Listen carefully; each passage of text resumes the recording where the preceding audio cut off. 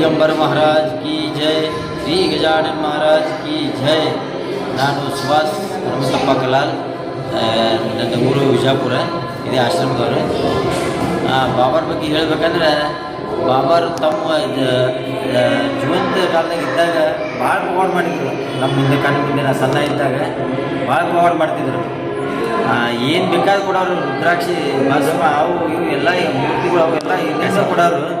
ಆದ್ರೆ ಅವರು 1996 ಇಸ್ವಿ ಒಳಗೆ ಲಿಂಗೈಕ್ಯ ಆದರು. ಆ ಬಳಿಕ ಅವಾಗ ಲಿಂಗೈಕ್ಯ ಆದ ಬಳಿಕ ಸುದಕ್ಕೆ ನಮ್ಗೆ ಅದೇ ಭಾಳ ಅಂದ್ರೆ ಭಾಳ ಹಳಾಳೆ ಆಗತ್ತಿತ್ತು. ಬಾಬಾರು ನಮಗೆಲ್ಲ ಬಿಟ್ಟು ಹೋದ್ರಪ್ಪ, ದೇಹ ತ್ಯಾಗ ಮಾಡಿದ್ರಲ್ಲ ಅಂತ ಹೇಳಿಕೇಸಿ ಅದು ಭಾಳ ಎಲ್ಲ ಭಕ್ತರಿಗೆ, ನಾವು ಅಷ್ಟೇ ಎಲ್ಲ ಎಷ್ಟು ಸಾವಿರಾರು ಕೋಟಿ ಭಕ್ತರಿಗೆ ಎಲ್ಲರಿಗೂ ಭಾಳ ದುಃಖ ಆಗಿತ್ತು. ಅದು ಬಿಟ್ಟು ಹೋದ್ರು ಬಾಬಾರು ಹ್ಯಾಂಗೆ ಅಂತ ಹೇಳಿಕೇಸಿ ನನಗೂ ಅದೇ ಥರ ಭಾಳ ದುಃಖ ಆಗಿತ್ತು. ಅದೇ 97 ಇಸ್ವಿದಾಗ ದತ್ತ ಜಯಂತಿ ಕಾರ್ಯಕ್ರಮ ಇದೇ ಆಶ್ರಮದಾಗ ನಡೆದಿತ್ತು. ಅವಾಗ ನೈಟ್ ಟೈಮ್ದಾಗ ಬಾಬಾರಿಗೆ ನಾ ಅದೇ ಬಿಟ್ಕೊತ ನಮಸ್ಕಾರ ಮಾಡ್ಕೊತ ನಿಂತಿದ್ದೇನೆ.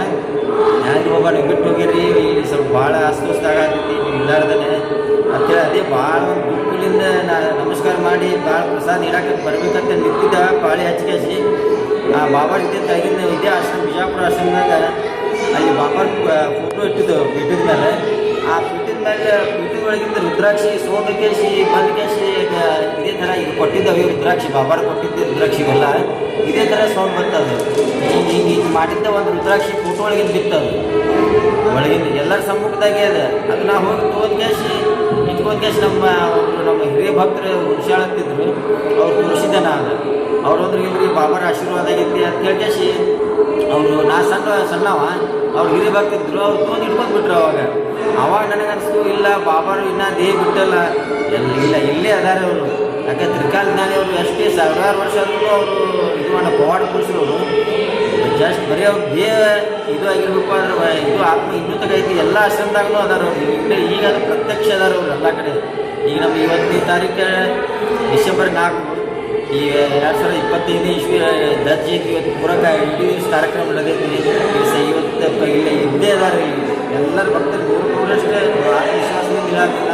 ಬಾಬಾರ್ ಅದಾರ. ಇದೇ ವರ್ಷ ಹೆಚ್ಚಿನ ಭಕ್ತರು ಬರತ್ತಾರೆ. ಮತ್ತು ಪ್ರತಿ ವರ್ಷ ಇದೇ ಥರ ನಾವು ಆಚರಣೆ ಮಾಡ್ತೀವಿ. ಹೆಚ್ಚಿನ ಭಕ್ತರೇ ಬರ್ತಾರೆ. ಪ್ರಸಾದ ಪ್ರತಿ ವರ್ಷವೂ ಹೆಚ್ಚು ಮಾಡಿಸ್ಬೇಕು ಅಂತೀವಿ ನಾವು. ಹೋದ ವರ್ಷ 5,000 ಮಾಡಿಸ್ತೀವಿ, ಈ ಸತಿ 8,000 ಪ್ರಸಾದ ಮಾಡಿಸ್ತೀವಿ. ಈಗ ಹೆಚ್ಚಾಗತ್ತೈತಿ. ಇದೇ ಥರ ನಾವು ಭಾಳ ಸಂತೋಷ ಐತಿ. ನಮಗೆಲ್ಲರೂ ತಿಳ್ಕೊಂಡ್ರೆ ಭಕ್ತಿ, ವಿಶ್ವಾಸ, ಶ್ರದ್ಧಾ ಇಡ್ರಿ, ನಿಮಗೂ ಕಲ್ಯಾಣ ಆಗ್ತದೆ. ಇಷ್ಟೇ ಹೇಳೋದು. ಜೈ ಶ್ರೀ ಸದ್ಗುರು. ಜೈ ಬಾಬಾ. ನಾವು ಮೊದಲಿಂದಲೂ ಭಕ್ತರಿದ್ದೆವು. ಯಾವಾಗಲೂ ಚಿಕ್ಕವರಿದ್ದಾಗೂ ನಾವು ತುಂಬ ಬಾಬಾರ ಭಕ್ತಿ ಮಾಡ್ಕೊತಾನೆ ಬಂದೆವು.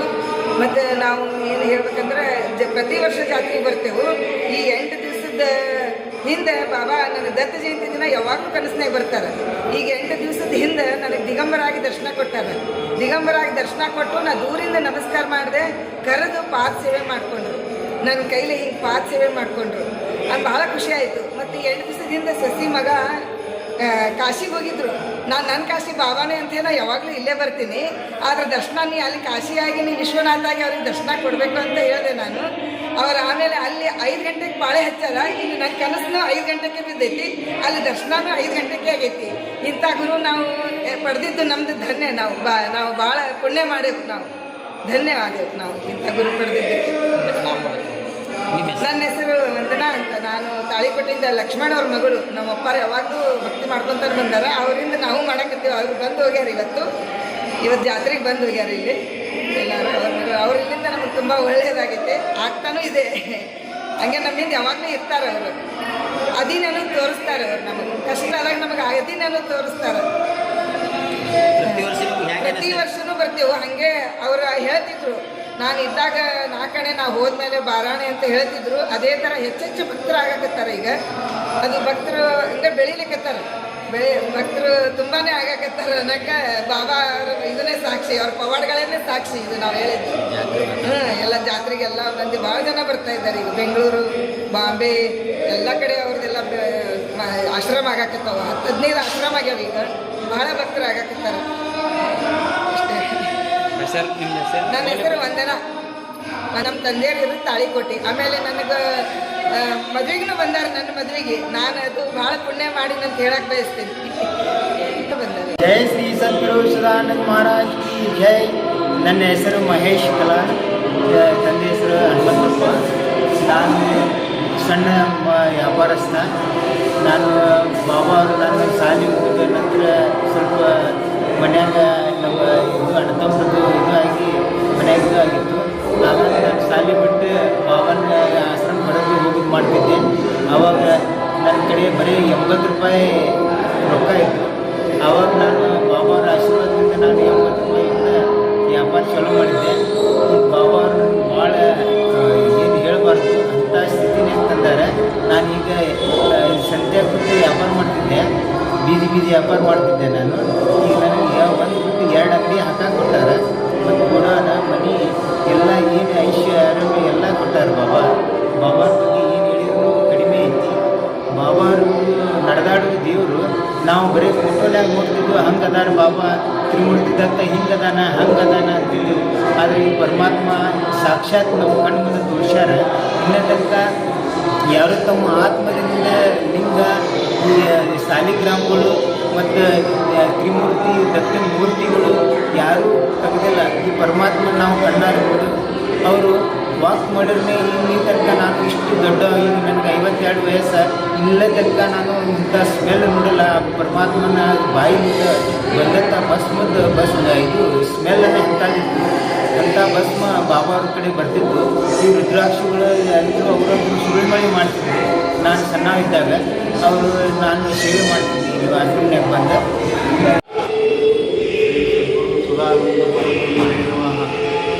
ಜಯ ಶ್ರೀ ಸದಾನಂದ ಬಾಬಾ. ಶ್ರೀ ಸದಾನಂದ ಬಾಬಾ ಅವರು ಅವರ ಜನ್ಮ ಸುರಪುರ ತಾಲೂಕಿನ ಪರಸನಹಳ್ಳಿ ಗ್ರಾಮದಲ್ಲಿ ಭೀಮವ್ವ ಮತ್ತು ಮಲ್ಲಪ್ಪ ಎಂಬ ತಂದೆ ತಾಯಿಗಳ ಉದರದಲ್ಲಿ ಅವರು ಜನಿಸಿದರು. ಅದು ಹೇಗೆ ಅಂದರೆ ಅವರು ಬಹಳ ಪುಣ್ಯಶಾಲಿಗಳಾಗಿದ್ದರು, ಬಹಳ ಪವಿತ್ರ ಜೀವಿಗಳು. ಸಾಕ್ಷಾತ್ ಅನುಸೂಯ ದೇವಿ ಹೇಗಿದ್ದೋ ಹಾಗೆ ಬಾಬಾ ಅವ್ರ ತಾಯಿ ಭೀಮವ್ವ ಅವರು ದಾನ ಧರ್ಮ ಮಾಡುವುದು, ಒಳ್ಳೆಯ ಕೆಲಸಗಳನ್ನು ಮಾಡುವುದು, ಬಡಬಗ್ಗರಿಗೆ ಸಹಾಯ ಮಾಡುವುದು, ತಮಗೆ ಇರಲಿಕ್ಕೂ ಕೂಡ ತಮ್ಮ ಊಟವನ್ನು ಅವರಿಗೆ ಕೊಟ್ಟು ತಾವು ಉಪವಾಸ ಇರ್ತಿದ್ದರು. ಆದರೆ ಆ ತಾಯಿಯ ತವರು ಮನೆಯವರು ಶ್ರೀಮಂತರಿದ್ದರು. ಅವರು ಸ್ವಲ್ಪ ಎಲ್ಲ ಸಹಾಯ ಮಾಡ್ತಿದ್ರು, ಕೂಡ ಬಡವರಿಗೆ ಎಲ್ಲ ಸಹಾಯ ಮಾಡ್ತಿದ್ರು. ಆದರೆ ಅವ್ರಿಗೊಬ್ಬ ಮಗ ಇದ್ದ, ಅವನ ಹೆಸರು ಬಸಪ್ಪ. ಅವನು ಅಂಗವಿಕಲ ಮತ್ತು ಅವನ ಪ್ಯಾರಲಿಸಿಸ್ ಟೈಪ್ ಆ ಕೂಸು ಕೊಟ್ಟಿತ್ತು. ಅವರು ಆಗ ಬಂದು ಅಲ್ಲಿ ಒಂದು ದೇವರು ಗುತ್ತಿ ಬಸವಣ್ಣ ಅಂತ ಕೂಡ ದೇವರು. ಆ ಗುತ್ತಿ ಬಸವಣ್ಣಗೆ ಆ ತಂದೆ ತಾಯಿ ಮಲ್ಲಪ್ಪ ಭೀಮವ್ವ ಅವರು ನಡ್ಕೋತಿದ್ರು. ಪ್ರತಿ ಅಮಾವಾಸ್ಯೆಗೊಮ್ಮೆ ಬಂದು ಹೋಗುತ್ತೆ ಹೇಳ್ತಿದ್ರು. ಪ್ರತಿ ಅಮಾವಾಸ್ಯೆ ಬಂದು ಅಲ್ಲಿ ಇದ್ದು ಅಲ್ಲೇ ಮಲಗಿ ಅಲ್ಲಿ ಸೇವಾ ಮಾಡಿ ತಿರುಗಿ ತಮ್ಮ ಊರಿಗೆ ಹೋಗ್ತಿದ್ರು. ಹೀಗೆ 3ನೇ ಅಮಾವಾಸ್ಯೆಗೆ ಏನಾಯಿತು, ಅವರು ಕರೆಸಿದ ಸ್ವಪ್ನದಲ್ಲಿ 3 ಮಂದಿ ಅವಧೂತರು ಬಂದು ತಾಯಿ ಬಾಬಾ ನಮ್ಗೆ ಇವರಿಂದ ನಮಗೆಲ್ಲ ಅನುಭವ ಭಾಳ ಆಗೈತಿ. ನಾವು ರಾಯಪುರವರು ನಮ್ಮ ಮನೆಯು ಒಂಥರ ಏನೋ ಒಂದು ಕೋಡ ಯಾರೋ ಹೋಗಿ ಕೇಳ್ದಂಗಾಗಿತ್ತು. ಯಾರೋ ಏನು ಅನ್ನಿಸ್ತಿ ಗೊತ್ತಾಗಿದ್ದಿಲ್ಲ. ನಮ್ಮ ಮನೆ ಇವ್ರು ಯಾವಾಗ ನಾವು ಇವ್ರ ಕಡೆ ಬಂದಂದ ನಮ್ಗೆ ಮನೆ ಒಳಗೆ ಒಂದೊಂದು ಪವಾಡ ಹಾಕ್ಕೊಂತ ಮಕ್ಕಳದ್ದು ಏನೇನು ನಾವು ಬೇಡ್ಕೊಂಡೇವಿ ಎಲ್ಲ ಯಶಸ್ಸಾಗೈತಿ. ಇವರಿಂದ ನಮ್ಮ ಮನೆ ಉದ್ಧಾರ ಆತ್ರಿ. ಆಮೇಲೆ ಯಾವುದು ದೇವ್ರಿಗೆ ಇದು ಅನ್ಸತ್ತಿಲ್ಲ, ಎಲ್ಲ ನಮ್ಗೆ ಬಾಬಾರ ಆಗ್ಬಿಟ್ಟಾರ. ಮನೆಯೊಳಗೆ ಇದು ಏನು ನಾವು ಏನೇನು ಹಾಕೊಂಡಿದ್ವಿ, ಏನೇನು ತ್ರಾಸಾಗಿತ್ತು, ಏನು ನಮ್ಗೆ ತೊಂದರೆ ಇತ್ತು ಮನೆಯೊಳಗೆ ಎಲ್ಲನೂ ಸಾಲ್ವ್ ಮಾಡಿಕೊಟ್ಟಾರ. ನಮ್ಗೆ ಬಾಬಾರಿಂದ ನಮಗೆಲ್ಲ ನಡೆದೈತಿ. ಮಕ್ಕಳದ್ದು ಎಜುಕೇಷನ್ ಬೇಡ್ಕೊಂಡಿದ್ವಿ, ಅದು ಆತ್ರಿ. ಮನೆ ಕೇಳಿದ್ವಿ, ಅದು ಆತು. ಹೆಲ್ತ್ ಬೇಡ್ಕೊಂಡಿದ್ವಿ, ಭಾಳ ಪ್ರಾಬ್ಲಮ್ನಾಗಿದ್ವಿ. ನಾವು ಯಾವುದೋ ಒಂದು ಮೂಲಿ ಒಳಗೆ ಒಂದಿದ್ರೂ ನಮ್ಗೆ ನಮ್ಮ ಮನಸ್ಸಿಗೆ ಸಮಾಧಾನ ಇದ್ದಿದ್ದಿಲ್ಲ. ಆದರೂ ಬಾಬಾರಿಗೆ ಕಡೆ ನಾವು ಯಾವಾಗ ಬಂದ ಸುಟ್ಟು ನಮಗೆ ಗಂಡ ಆತು, ಮಕ್ಕಳು ಆತು, ಮನೆ ಆತು, ನಮ್ಮ ಕಳ್ಳು ಬಳ್ಳಿ ಒಳಗೆ ನಮ್ಮ ರಿಲೇಷನ್ ಒಳಗೆ ತಾಯಿ ತಂದೆ ನಾವು ಏನೋ ತ್ರಾಸಿದ್ರು ಜೈ ಬಾಬಾ ಅಂದ ಮುಂದೆ ಕಾಲಿಡ್ತೇವೆ. ಆದರೆ ಎಸ್ ಮಾಡ್ಕೊಂಡೇ ಬಂದಾರ ನಮ್ಮ ಬಾಬಾರ. ನಮ್ಗೆ ಎಂದೆಂದೂ ಕೈ ಬಿಟ್ಟಿಲ್ಲ, ಈಗೂ ನಾವು ಬಿಡೋಂಗಿಲ್ಲ.